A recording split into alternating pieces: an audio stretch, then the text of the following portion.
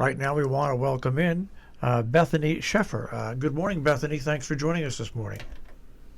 Hi, yes. Good morning, Marshall. Thank you so much for having me.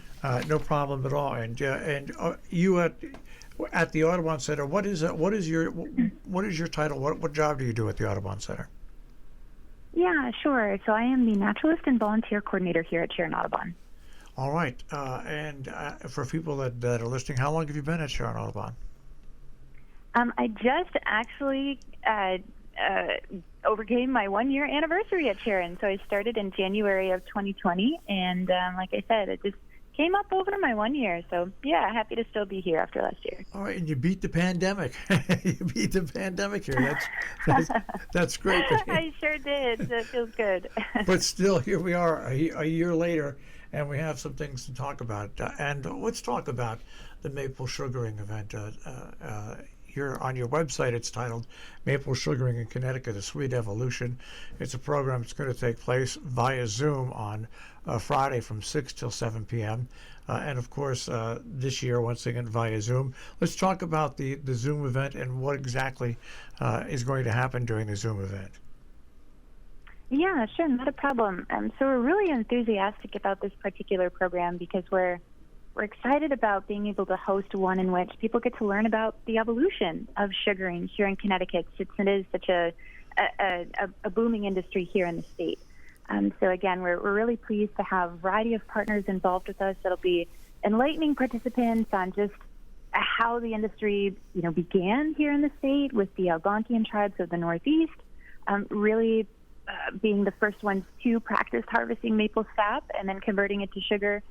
Then we'll be looking at how Europeans then adapted that process to be able to suit their needs through the Sharon Historical Society here in town. And then we'll have guests from the Maple Syrup Producers Association of Connecticut informing us about what the industry looks like today in the state. And then, last but not least, because we are Audubon, we have to include a little component about birds and conservation in there.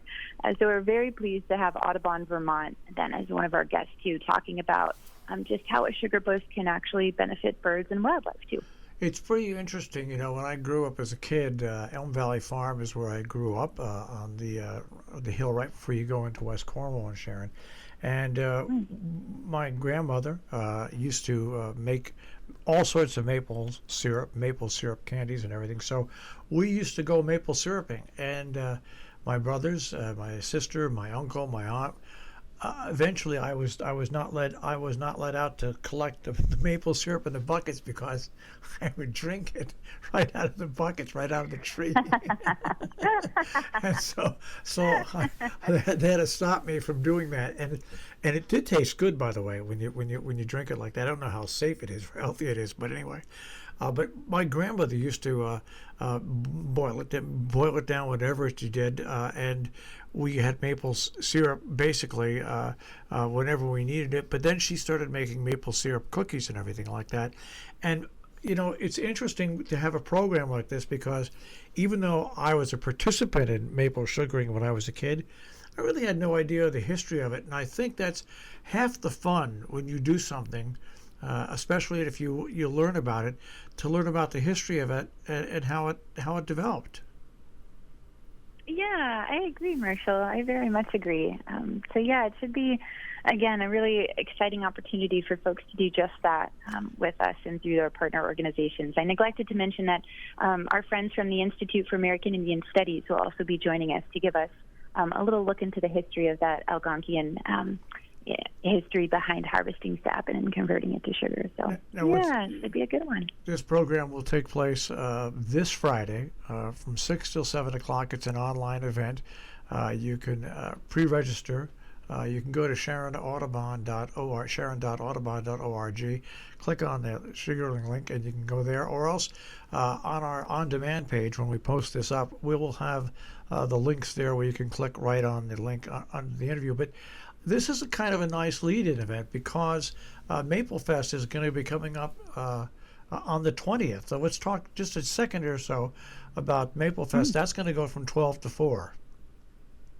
That's correct, Marshall. Yeah, and this year our Maple Fest is quite a bit different than I've been made to understand it's taking place in the past. It was pretty wild when I got hired in 2020 because I was really getting excited and gearing up for Maple Fest, and then we had to close our facility and cancel the event. So I haven't actually seen it in its full swing yet. But this year, again, is a little bit different in that we had to go ahead and actually have participants register with us in advance so that we could group them into small tour groups to go throughout the various stations during Maple Fest itself. So again, unfortunately, it won't be an event that people can drive up to our facility and kind of drop in and participate in this year, as folks have already had to register for those small groups. But I will say, going back to what you mentioned about the syrup earlier, folks can still purchase syrup through us here at Sharon Audubon Center. And all they have to do that is just go ahead and give me a call here at the Sharon Audubon Center, and I can facilitate payment and then pick up for that syrup at any point during. Okay, and what is the telephone number for people to reach you there? Oh, yes, good question. Let me go ahead and pull that up.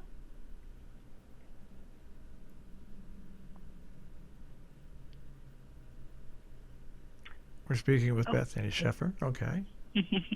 Here we go. It is 860-364-0520. Now, you mentioned that you have some partners in this, and I want to mention them because as an organization, I know when we do something, it's always nice to have support. You've got Sharon Audubon Center, of course, you, Audubon, Vermont, the Institute for American Indian Studies, a museum and research center, our good friends at the Sharon Historical Society and Museum, and like you said, the Maple Syrup Producers Association of Connecticut. And, you know, maple syrup is its own special place all over the world, but especially here, and especially in places where it's produced. And there's nothing like it. And I think if people want to join in on this Zoom event about the maple sugaring on Friday at 6 o'clock, they'll get a lot more background information itself. And let's talk again about the birding portion of it from your friends from Vermont that are coming down. How is that going to once again filter in with this? Yeah, great question, Marshall. Yeah, thanks. So when we talk about a sugar bush, oftentimes or the place where we're harvesting the maple sap, that can become a monoculture sometimes, you know, if we have a vast territory of just these sugar maples. So when we think about diversifying, you know, the trees within a sugar bush and incorporating some other deciduous trees or maybe some softwoods, like some species of conifers, that in addition to maybe some different structure in the sugar bush too. Maybe we have some low shrubs in the sugar bush. We have lots of leaf litter on the forest floor. We maybe have some young maple saplings there. That kind of diversification can actually welcome a greater number of birds into the sugar bush that rely on that kind of structure and those different kinds of trees present. So in the state of Connecticut, we do have several species of songbird that have been found to be declining. So birds like our wood thrush, for example, beautiful songster that we love hearing in the summertime with its kind of haunting flute-like song. Another species called an American redstart, and another species, which is one of my favorite, called the ovenbird, which really relies on a lot of dense leaf litter on the forest floor to be able to forage for insects. The other two species that I mentioned, the wood thrush and the American redstart, really like to hang out in kind of the mid-level story of the forest for nesting and foraging. So again, if we have young saplings present or just small trees in that middle layer of the forest, that can really be beneficial for those guys. And obviously, that's very simply put how you can see where you'll understand how one thing intertwines with another in nature, and you might not necessarily think about making maple syrup or maple syrup sugaring, but it all ties together with the worldwide environment. Well, yeah, that's exactly right, Marshall. Well, once again, if people want more information on this, sharon.audubon.org, or they can also go to our on-demand page under the interview section to this interview and get the links there. And Bethany, thanks for joining us. It's our first time we've met via the telephone. It's nice to meet you, and keep up the good work there at Sharon Audubon. It is one of Sharon's biggest gems. Thank you so much, Marshall, and thank you for your time today. All right, take care. All right, you too. Bye-bye.